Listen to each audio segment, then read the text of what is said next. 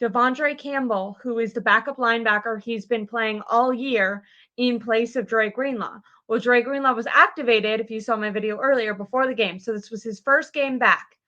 Because of that, when they told De'Vondre Campbell that Dre Greenlaw was going to play and that when Greenlaw would go out to take rest, because obviously he hasn't played a full game yet, he was going to need rest, that they were going to have Campbell go in then. He's a depth piece. He's a backup. Well, he said, I don't want to play then, and walked off the field during the third quarter. De'Vondre Campbell, a veteran player, a player that the 49ers got from the Packers, a veteran player, refused to go in the game because he didn't like that he was demoted. So he didn't want to play. He was asked to go in during the third quarter when Dre Greenlaw went down, and he said, I don't want to play, walked off. Kyle Shanahan hinted that he would be cut. Kyle Shanahan was also asked, like, because of this is an insane, you know what I mean? Like, this is supposed to be a veteran team filled with star players who made 4 NFC championship games in the last 5 years.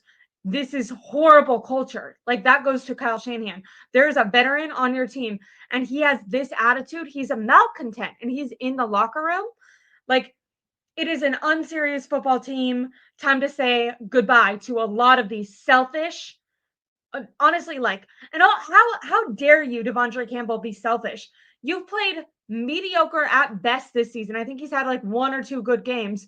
How in your, like, what mind were you in that you thought you were going to start over Dre Greenlaw, a guy who's been with this team his entire career, has, holds the standard, and by the way, came in, this in one game leads the team in tackles. He had 8 tackles, by the way, and like I said, he went out in the third quarter. He led the team, 8 tackles. The second highest leading tackler on the team was Fred Warner with 4. That's how good Dre Greenlaw is. He came off with a freaking torn Achilles, came back, played fast, played physical. Him and Hufanga, they deserved game balls. They kept the 49ers in this game. They kept giving the ball back to the offense, and the offense did nothing with it. They were literally, Matthew Stafford was doing jack shit until the fourth quarter, and I don't put that on them. They got tired, and Greenlaw went out. He came in, he made 8 tackles. That was one of my keys, by the way, to winning, was no missed tackles. Him and Hufanga, they not only bring the communication and get everyone in the right positions, they bring the emotional element, they bring the physicality, they bring speed, which is crazy because Greenlaw's coming off an Achilles and has more speed than anyone else on the team. He's physical. You could see him and Fred Warner were having so many emotional moments. Not that it was taking away from the game, but they would like hug each other and tap helmets. And then you have stupid De'Vondre Campbell, a guy that they picked off in the offseason, never has no affiliation with this team on a 1-year deal. By the way, if he would have played good this year, he probably could have gotten picked up from another team and gotten a great contract. How many times have we seen the 49ers pick a guy up for 1 year and then they go off? I'm thinking Azeez Al-Shaair. That's what they did with him. The guy, defensive lineman, Charles Omenihu. Like, they do that all the time. They get these cast off from other teams. They come in, they buy into the culture. They have one great year, and then they go get great, big contracts from a different team. That could have been De'Vondre Campbell, but instead he's selfish. He's all about himself. And we should have seen this coming. It was like 5 weeks ago, earlier in the season, that Malik Mustafa was getting in there a lot more. And for some reason, like, no guys on the 49ers defense would talk shit about each other. And De'Vondre Campbell did an interview, like an exclusive with Mike Silver, and talked shit about some of the rookie players and tried to say that he should be on the field over them. Clearly just an imbecile. But yeah, a reporter, which I think rightfully, asked Kyle Shanahan if he lost the locker room when he heard that De'Vondre Campbell, a player, can apparently just go up and tell the coach middle of the game, I'm not going to play. So he said, did you lose the locker room? And then Kyle said, no. Campbell was just mad about Greenlaw, said he didn't want to play football. And then, quote, me and my team, this was Kyle, me and my team know how we feel about players like that. So we don't need to talk about him anymore. I think he's going to get cut. there was some other guys who made some comments, so I'm going to read those to you. George Kittle said, I've never been around anybody who's done that, just given up on the team in the middle of a close game like that. I hope I'm never around anyone like that ever again. When talking about De'Vondre Campbell. And then Charvarius Ward said, I didn't think Campbell handled the situation well by dressing for the game. Because by the way, this wasn't something that he said like when he found out, which we all knew earlier this week that Dre Greenlaw was going to be activated. De'Vondre Campbell could have said then, oh, I'm offended. You should have played me, which would have been ridiculous, but at least the team could have prepared for it and had someone else up there.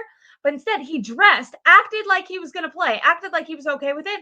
And then once Dre Greenlaw went out, purposely fucked over the team.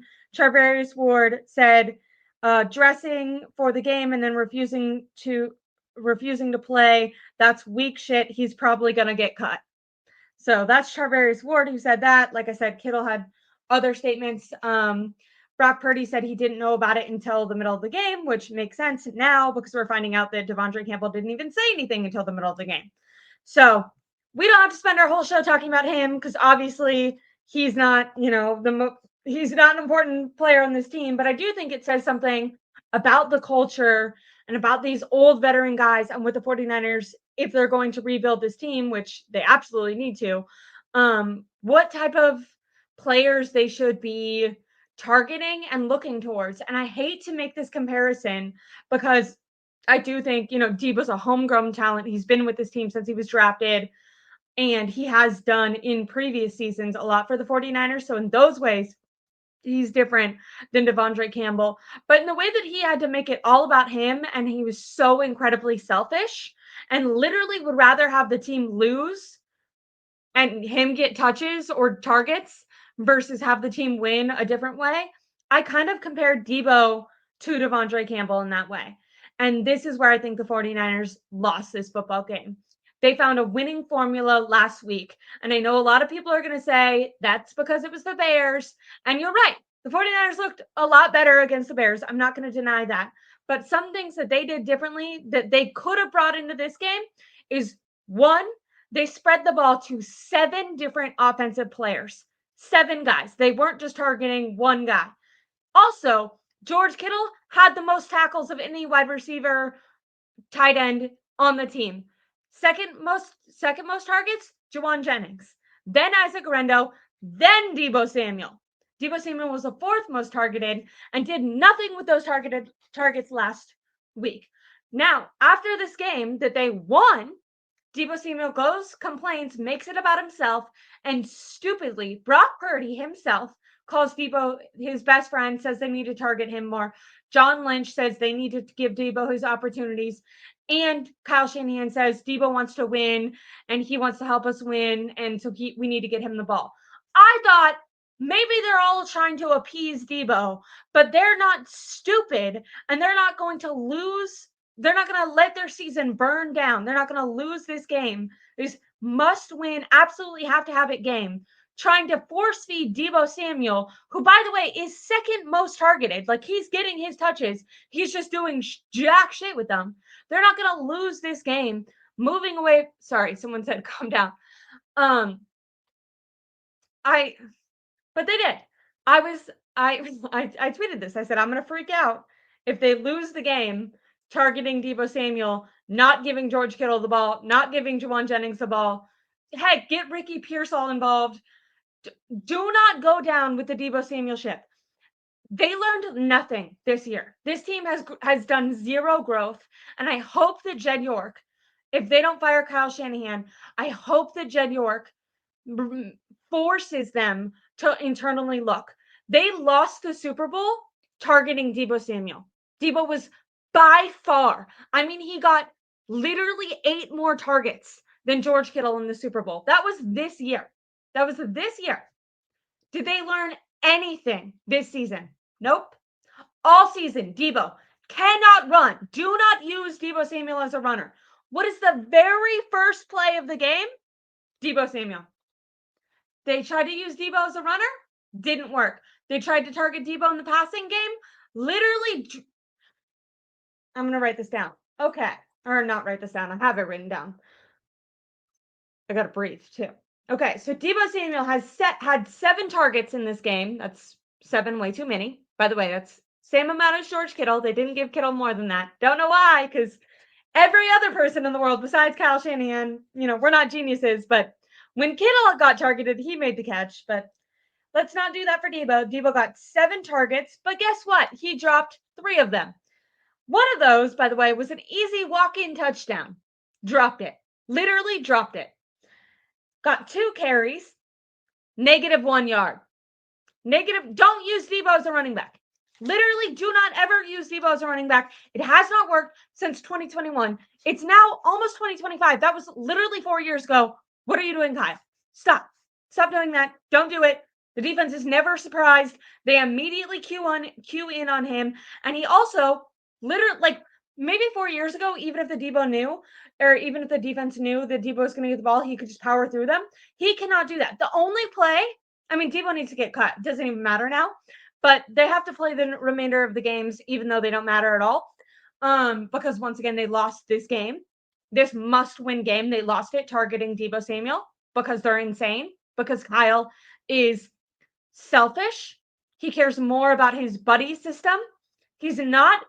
Everyone tries to say he's a realist. He's ruthless. He'll put you in the doghouse. That has nothing to do with your performance. He lets good players sit on the bench and waste seasons away, waste entire rookie contracts sitting on the bench to force feed guys who fumble the football, who get pushed back, who cannot make a catch. What can Deebo can't beat man coverage. He literally cannot beat man coverage. He cannot run a route. He cannot get open. If he's schemed open, once again, he can't get open, but if he's schemed open, it's zone defense, and Kyle schemes him open, he can't catch the ball. He has soap or lotion on his hands that's not all the way rubbed in. I understand. I love to put lotion on. I usually put it on before bed, not before a football game when I need to catch a ball. That could be a tip. I should have told Deebo Samuel that. We lost because of me. That's my bad. So he can't catch the football when he's open. He can't get open. He can't play running back. Fans started booing Deebo Samuel. He had a third down drop. 49ers ended up having to punt the ball away, and literally fans in the stadium, it was so loud that the announcers were trying to talk and it was coming over the announcers on TV. And good. They should boo him, but they should also boo Kyle Shanahan.